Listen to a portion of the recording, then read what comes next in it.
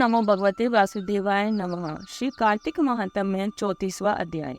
ऋषियों ने पूछा, हे सूत जी, पीपल के वृक्ष की शनिवार के अलावा सप्ताह के शेष दिनों में पूजा क्यों नहीं की जाती? सूत जी बोले, हे ऋषियों, समुद्र मंथन करने से देवताओं को जो रत्न प्राप्त हुए, उनमें से देवताओं ने लक्ष्मी और कौस्तुभ मणि भगवान विष्णु को समर्पित कर दी थी। जब भगवान विष्णु लक्ष्मी जी से विवाह करने के लिए तैयार हुए तो लक्ष्मी जी बोली, हे प्रभु, जब तक मेरी बड़ी बहन का विवाह नहीं हो जाता तब तक मैं छोटी बहन आपसे किस प्रकार विवाह कर सकती हूँ। इसलिए आप पहले मेरी बड़ी बहन का विवाह करा दो, उसके बाद आप मुझसे विवाह कीजिए। यही नियम है जो प्राचीन काल से चला आ रहा है। सूत जी ने कहा, लक्ष्मी जी के मुख से ऐसे वचन सुनकर भगवान विष्णु ने लक्ष्मी जी की बड़ी बहन का विवाह उद्दालक ऋषि के साथ संपन्न करा दिया। लक्ष्मी जी की बड़ी बहन और लक्ष्मी जी की बड़ी कुरूप थी। उसका मुख बड़ा, दांत चमकते हुए, उसकी देह वृद्धा की भांति, नेत्र बड़े बड़े और बाल रूखे थे। भगवान विष्णु द्वारा आग्रह किए जाने पर ऋषि उद्दालक उससे विवाह करके उसे वेद मंत्रों की ध्वनि से गुंजाते हुए अपने आश्रम ले आए। वेद ध्वनि से गुंजित हवन के पवित्र धुएं से सुगंधित उस ऋषि के सुंदर आश्रम को देखकर लक्ष्मी को बहुत दुख हुआ। वह महर्षि उद्दालक से बोली, क्योंकि इस आश्रम में वेद ध्वनि गूंज रही है, इसलिए यह स्थान मेरे रहने योग्य नहीं है, इसलिए आप मुझे यहाँ से अन्यत्र ले चलिए। उसकी बात सुनकर महर्षि उद्दालक बोले, तुम यहाँ क्यों नहीं रह सकती और तुम्हारे रहने योग्य अन्य कौन सा स्थान है, वह भी मुझे बताओ। लक्ष्मी बोली, जिस स्थान पर वेद की ध्वनि होती हो, अतिथियों का आदर सत्कार किया जाता हो, यज्ञ आदि होते हों, ऐसे स्थानों पर मैं नहीं रह सकती। जिस स्थान पर पति पत्नी आपस में प्रेम से रहते हों, पितरों के निमित्त यज्ञ होते हों, देवताओं की पूजा होती हो, उस स्थान पर भी मैं नहीं रह सकती। जिस स्थान पर वेदों की ध्वनि ना हो, अतिथियों का आदर सत्कार ना होता हो, यज्ञ ना होते हों, पति पत्नी आपस में कलेश करते हों, पूज्य वृद्धों, सत्पुरुषों तथा मित्रों का अनादर होता हो, जहाँ दुराचारी, चोर, पर स्त्री गामी मनुष्य निवास करते हुए, जिस स्थान पर गायों की हत्या की जाती हो, मद्यपान, ब्रह्म हत्या आदि पाप होते हों, ऐसे स्थानों पर मैं प्रसन्नता पूर्वक निवास करती हूँ। सूत जी बोले, लक्ष्मी के मुख से इस प्रकार के वचन सुनकर उद्दालक का मन खिन्न हो गया। वह इस बात को सुनकर मौन हो गए। थोड़ी देर बाद वे बोले, ठीक है, मैं तुम्हारे लिए ऐसा स्थान ढूंढ दूंगा। जब तक मैं तुम्हारे लिए ऐसा स्थान न ढूंढ लूं, तब तक तुम इसी पीपल के नीचे चुपचाप बैठी रहना। महर्षि उद्दालक उसे पीपल के वृक्ष के नीचे बैठाकर उसके रहने योग्य स्थान की खोज में निकल पड़े। परंतु जब बहुत समय तक प्रतीक्षा करने पर भी वे वापस नहीं लौटे तो लक्ष्मी विलाप करने लगी। जब बैकुंठ में बैठी लक्ष्मी जी ने अपनी बहन लक्ष्मी का विलाप सुना तो वे व्याकुल हो गई। वे दुखी होकर भगवान विष्णु से बोली, हे प्रभु, मेरी बड़ी बहन पति द्वारा त्यागे जाने पर अत्यंत दुखी है। यदि मैं आपकी प्रिय पत्नी हूँ तो आप उसे आश्वासन देने के लिए उसके पास चलिए। लक्ष्मी जी की प्रार्थना पर भगवान विष्णु लक्ष्मी जी सहित उस पीपल के वृक्ष के पास गए जहाँ लक्ष्मी बैठकर विलाप कर रही थी।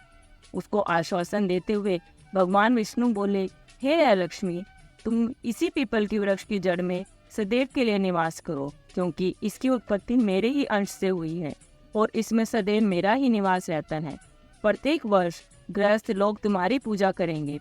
उन्हीं के घर में तुम्हारी छोटी बहन का वास होगा। स्त्रियों को तुम्हारी पूजा विभिन्न उपहारों से करनी चाहिए। मनुष्यों को पुष्प, धूप, दीप, गंध आदि से तुम्हारी पूजा करनी चाहिए, तभी तुम्हारी छोटी बहन लक्ष्मी उन पर प्रसन्न होगी। सूत जी बोले, ऋषियों, मैंने आपको भगवान श्री कृष्ण, सत्यभामा तथा पृथु नारद का संवाद सुना दिया है, जिसे सुनने से ही मनुष्य के समस्त पापों का नाश हो जाता है और अंत में वैकुंठ को प्राप्त करता है। यदि अब भी आप लोग कुछ पूछना चाहते हैं तो अवश्य पूछिए, मैं उसे अवश्य कहूँगा।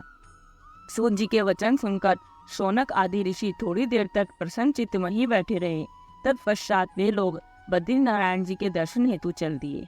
जो मनुष्य इस कथा को सुनता या सुनाता है, उसे इस संसार में समस्त सुख प्राप्त होते हैं। ओम नमो भगवते वासुदेवाय नमः। इस प्रकार श्री कार्तिक महात्म्य में 34वां अध्याय संपूर्ण हुआ। ओम नमो भगवते वासुदेवाय नमः। श्री कार्तिक महात्म्य 35वां अध्याय। इतनी कथा सुनकर सभी ऋषि सूत जी से बोले, हे सूत जी, अब आप हमें तुलसी विवाह की विधि बताइए। सूत जी बोले, कार्तिक शुक्ला नवमी को द्वापर युग का आरंभ हुआ है, अतः यह तिथि दान और उपवास में कर्मशः पूर्वाहिव्यापिनी तथा पराहिव्यापिनी हो तो ग्रह है। इस तिथि को नवमी से एकादशी तक मनुष्य शास्त्रोक्त विधि से तुलसी के विवाह का उत्सव करे तो उसे कन्यादान का फल प्राप्त होता है। पूर्व काल में कनक की पुत्री किशोरी ने एकादशी तिथि में संध्या के समय तुलसी की वैवाहिक विधि संपन्न की। इससे वह किशोरी वैधव्य दोष से मुक्त हो गई। अब मैं उसकी विधि बतलाता हूँ। 1 तोला सुवर्ण की भगवान विष्णु की सुंदर प्रतिमा तैयार कराएं, अथवा अपनी शक्ति अनुसार आधे या चौथाई तोले की भी करवा सकते हैं। फिर तुलसी और भगवान विष्णु की प्रतिमा में प्राण प्रतिष्ठा करके षोडशोपचार से पूजा करें। पहले देश काल का स्मरण करके गणेश पूजन करें, फिर पुण्य आवाहन वाचन कराकर नानंदी श्राद्ध करें। तत्पश्चात वेद मंत्रों के उच्चारण और बाजे आदि की ध्वनि के साथ भगवान विष्णु की प्रतिमा को तुलसी जी के निकट लाकर रखें। प्रतिमा को वस्त्रों से आच्छादित करना चाहिए। उस समय भगवान का आवाहन करें, भगवान केशव आइए, देव मैं आपकी पूजा करूंगा, आपकी सेवा में तुलसी को समर्पित करूंगा, आप मेरे संपूर्ण मनोरथों को पूर्ण करें। इस प्रकार आह्वान के पश्चात 3 बार अर्घ्य, पाद्य और विष्टर का उच्चारण करके इन्हें बारी बारी से भगवान को समर्पित करें। फिर आचमनीय पद का 3 बार उच्चारण करके भगवान को आचमन कराएं। इसके बाद कांसे के बर्तन में दही, घी और मधु रखकर उसे कांसे के पात्र से ही ढक दें तथा भगवान को अर्पण करते हुए इस प्रकार कहें, वासुदेव आपको नमस्कार है, यह मधु पर ग्रहण कीजिए। तदंतर हरिद्रा लेपन और अभ्यंग कार्य संपन्न कर के गोधूलि की वेला में तुलसी और विष्णु का पूजन पृथक पृथक करना चाहिए।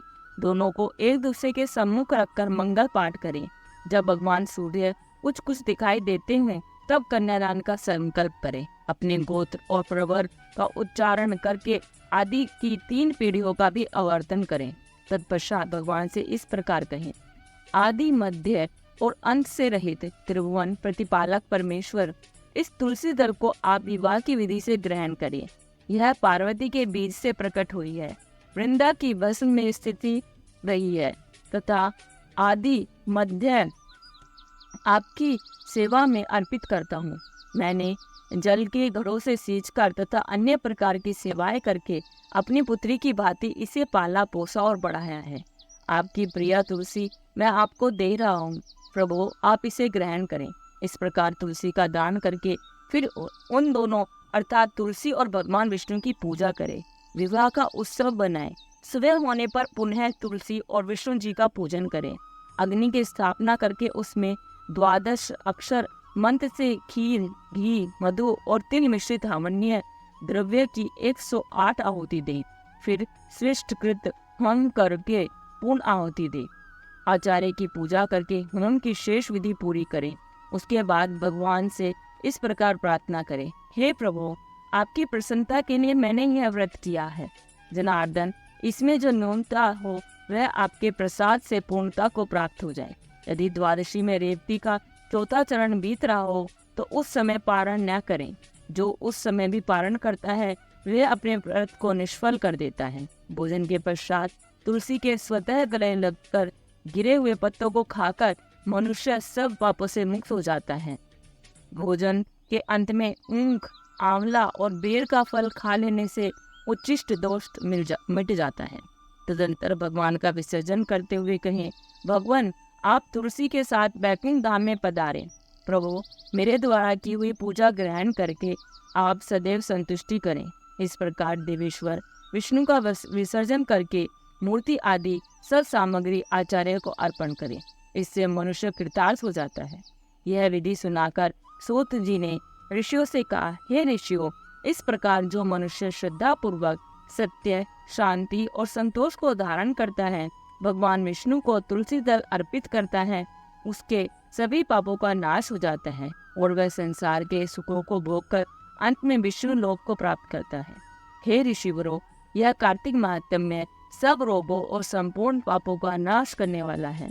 जो मनुष्य इस महात्म्य को भक्ति पूर्वक पढ़ता है और जो सुनकर धारण करता है, वह सब पापों से मुक्त हो भगवान विष्णु के लोक में जाता है। जिसकी बुद्धि खोटी हो तथा जो श्रद्धा से हीन हो, ऐसे किसी भी मनुष्य को यह महात्म्य नहीं सुनना चाहिए। इस प्रकार श्री कार्तिक महात्म्य 35वां अध्याय संपूर्ण हुआ। ओम नमो भगवते महान वासुदेवाय नमः। तो मित्रों, कार्तिक महात्म्य के 35 अध्याय यहाँ पर संपूर्ण होते हैं। आपका दिन शुभ हो। राधे राधे।